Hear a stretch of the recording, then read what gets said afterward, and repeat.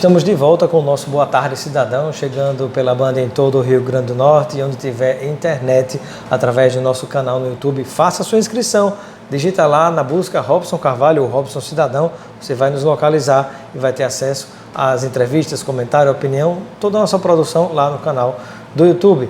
Hoje vamos conversar sobre o assunto de cotas com a professora Maria das Vitórias, que é pró-reitora de graduação. Bem-vinda, professora, ao nosso Boa Tarde Cidadão.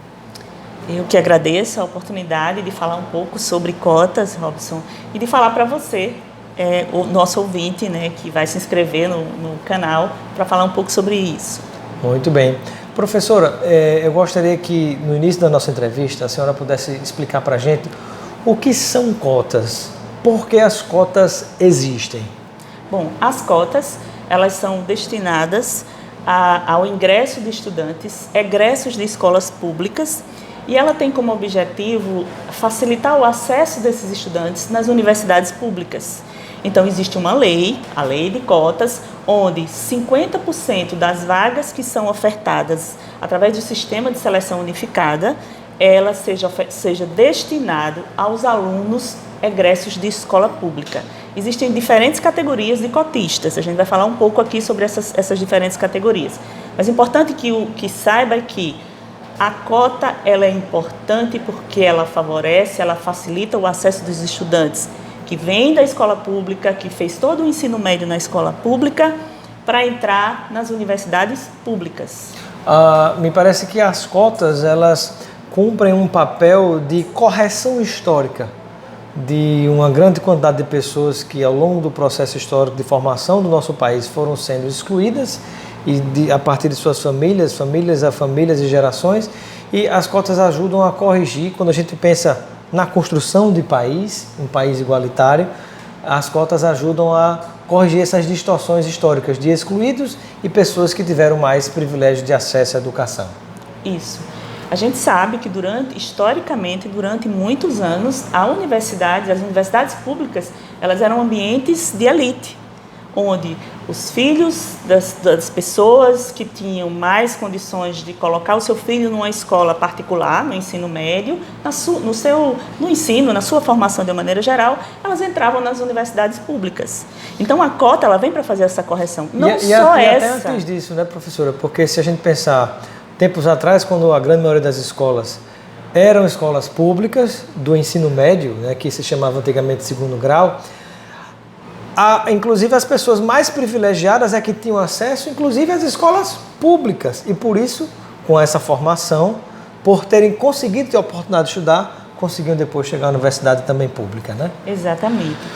E além disso, não só o estudante da escola pública, mas também o negro que durante muito tempo não teve acesso a entrar nas universidades. A gente observa que hoje a universidade ela tem negros, as pessoas com deficiência. E é importante explicar, né, sobre essa questão dos negros, por exemplo, porque parece que a abolição dos escravos foi algo de muito tempo atrás, mas foi um pouco mais de 100 anos, ou seja, é tão recente que você ainda tem hoje pessoas jovens descendentes de pais ou de avós de escravos, por exemplo. Exato. A quem era negado pela própria nação o direito de poder ter acesso a qualquer coisa, que dirá estudar. Exatamente.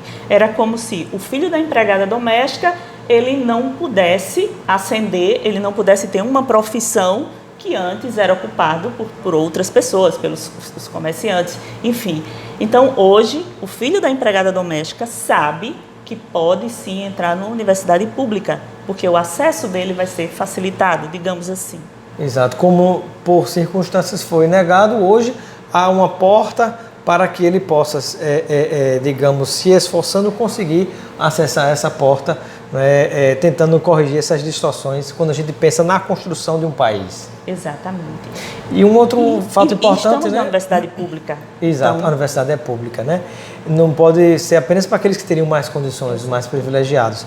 E outro fator importante também é falar sobre por que de cotas para deficientes.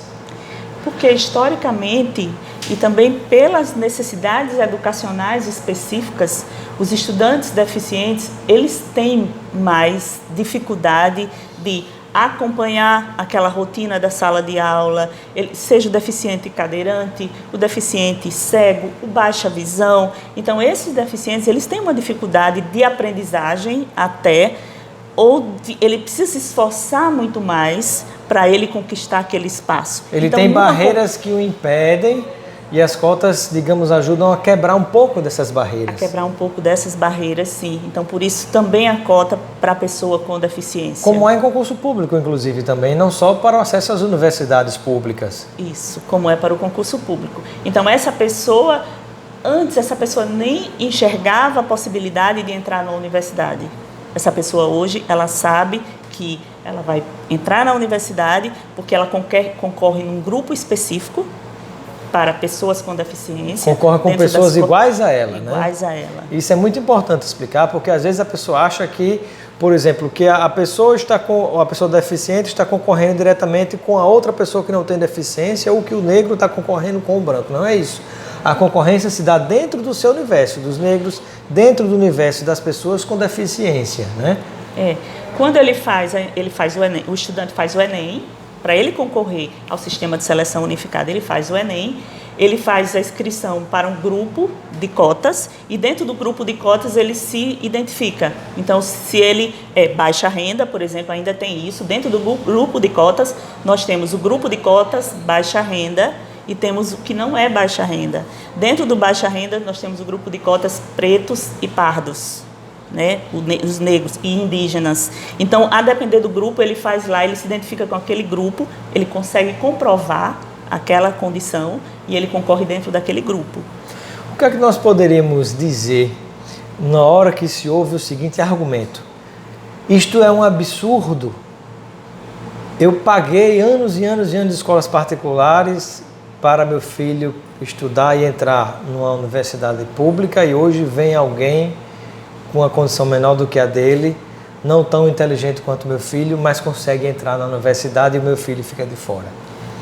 Eu diria, exatamente por essa pessoa não ter condições de pagar uma escola, já que a nossa escola pública, ela hoje não forma de forma adequada para essa concorrência igual, eu diria que não há injustiça nisso. Apenas estamos corrigindo uma dificuldade que o próprio Estado, né, o próprio país gera. Então, é nisso que a gente tem que se pautar. Apenas uma correção. E isso fica claríssimo quando se faz uma análise do desempenho acadêmico do estudante cotista. E há um detalhe importantíssimo, né, que muitas pessoas argumentam, mas hoje em dia você tem que privilegiar a meritocracia, ou seja, quem for mais capaz é que teria direito àquela vaga no concurso público ou àquela vaga na universidade pública. Mas como falar em meritocracia se não há, desde o início, igualdade de oportunidade de acesso para todos competirem em pé de igualdade, né?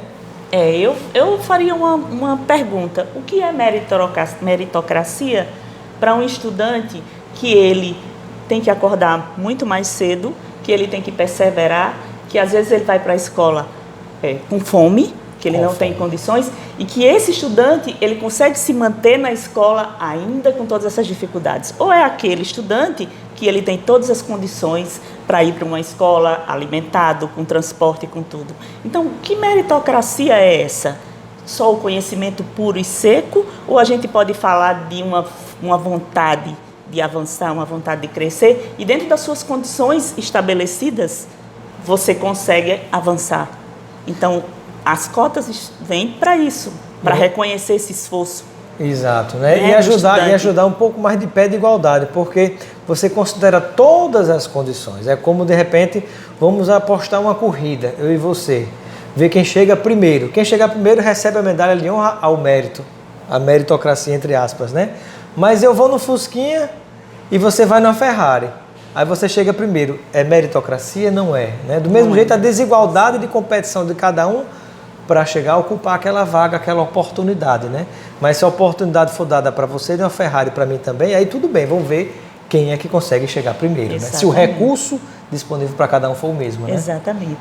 O estudante da escola pública, às vezes ele é um estudante que trabalha, ele precisa trabalhar. porque ele não tem escolha, porque ele tem que ajudar a família. Então, esse é um estudante que ele tem que se dividir entre aprender, se dedicar 100% aos estudos e ele também trabalhar. Então, o que é meritocracia? Para esse estudante, se ele tem uma reserva de vagas, se for dada a ele uma oportunidade, é o que a gente tem observado, esse estudante ele agarra essa oportunidade com unhas e dentes e ele vai e consegue, conquista o seu espaço dentro da universidade.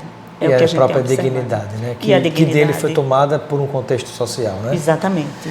Estamos conversando com a professora Maria das Vitórias, que é pró-reitora de graduação da Universidade Federal do Rio Grande do Norte, aqui no seu gabinete, na reitoria da UFRN.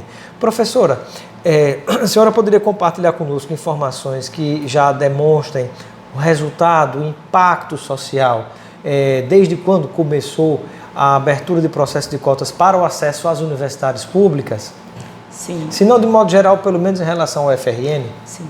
Bom, a primeira universidade que iniciou o processo de cotas, ainda não existia a lei de cotas, foi a UERJ, Universidade Estadual do Rio de Janeiro.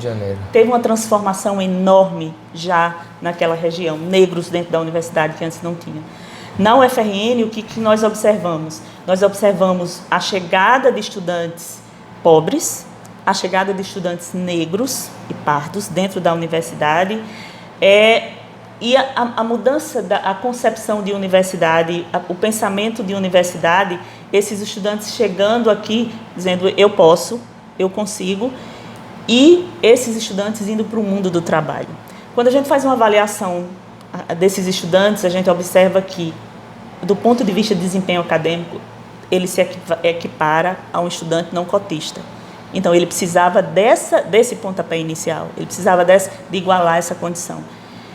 E é um estudante, como outro estudante, que não entrou pelo processo seletivo de cotas, né, por essa reserva de vagas, é um estudante como outro qualquer, e que faz a universidade repensar, inclusive, os seus conceitos, a sua inserção no mundo do trabalho. As cotas, elas vieram para mexer com as universidades do país, para dizer, temos esse estudante, ele é nosso e nós temos que favorecer ou que ajudar na formação dele. Ter com ele a mesma responsabilidade como se tem com os demais, Exatamente. Porque ele é um fragmento da sociedade como todos os outros. E ele transforma a família dele, e ele transforma o mundo dele. Muda a realidade Um estudante na universidade, um estudante pobre, às vezes ele é o primeiro de uma família inteira, ele transforma toda aquela família. Então isso é muito bonito de ver. Tem uma que é até emocionante de lembrar assim, uma vez assistindo um vídeo de uma determinada formatura e um determinado jovem, não me lembro nem qual era o curso, mas era um curso muito concorrido da área biomédica, e ele, eu acho que era até medicina, se não me falha a memória, e ele tem aquele ritual que você desce as escadas, se apresenta, recebe o diploma, e ele desceu com uma enxada que representava a família dele, né? Exatamente, um filho de um agricultor que chegou na universidade pelas cotas, mas também favorecido pelo sistema de seleção unificada, que é o SISU, que ele é extremamente democrático. O estudante faz o Enem e ele, com as notas dele, ele tem acesso a qualquer universidade do país. Isso também faz diferença, isso complementa a democratização do ensino. E ele vai lá e ele faz a universidade naquele ambiente que ele está. Outra coisa que favorece também, as universidades estão em todo o país, saiu dos grandes centros. Inclusive chegando para as áreas mais distantes, né? Você imagina Rio Grande do Norte, por exemplo, a universidade conseguiu ter capilaridade para a região do Siridó, para a região do Oeste, Alto-Oeste, chegando em áreas Vale do Açu, que talvez nunca chegasse, que dirá, por exemplo, cursos como o curso de medicina na cidade de Caicó, né? Exatamente. O curso de medicina... E isso impacta no desenvolvimento econômico da cidade. Né? Porque vão professores, vão funcionários, vão servidores. O mercado local aquece, inclusive, né, e evita a saída dessas pessoas dessas áreas rurais ou de campo para inchar as cidades, né? E faz criar vínculo daqueles estudantes com aquelas regiões para que eles permaneçam naquelas localidades. O curso de medicina, que é Multicamp, é Caicó, Currais Novos e Santa Cruz, ele traz isso muito forte para a gente, né? Para nós que estamos na universidade. Os estudantes são daquela região. Nós temos nesse curso e outros cursos do interior o argumento de inclusão regional, que não são cotas, mas ele favorece o estudante daquela região, e a gente vê transformação naquela região a partir da chegada daqueles cursos no interior. Santa Cruz é um grande exemplo disso. Santa Cruz, né? Perfeito. Professora, infelizmente nosso tempo chegou ao fim. Eu quero agradecer muito a sua participação no nosso Boa Tarde, Cidadão. Seja sempre bem-vinda e deixe um momento final para a sua reflexão junto àqueles que nos ouvem e nos assistem nesse momento.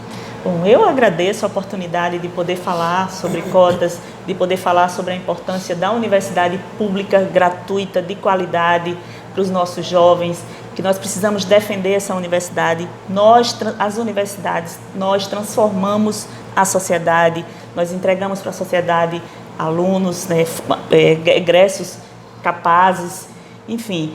E dizer que as cotas, elas são importantes para a inserção desses estudantes nas universidades e para transformar essa sociedade tão sofrida, né, que precisa ter esse olhar, esse cuidado. Perfeito. Muito obrigado, professora. Ficamos por aqui com o nosso programa Boa Tarde, Cidadão.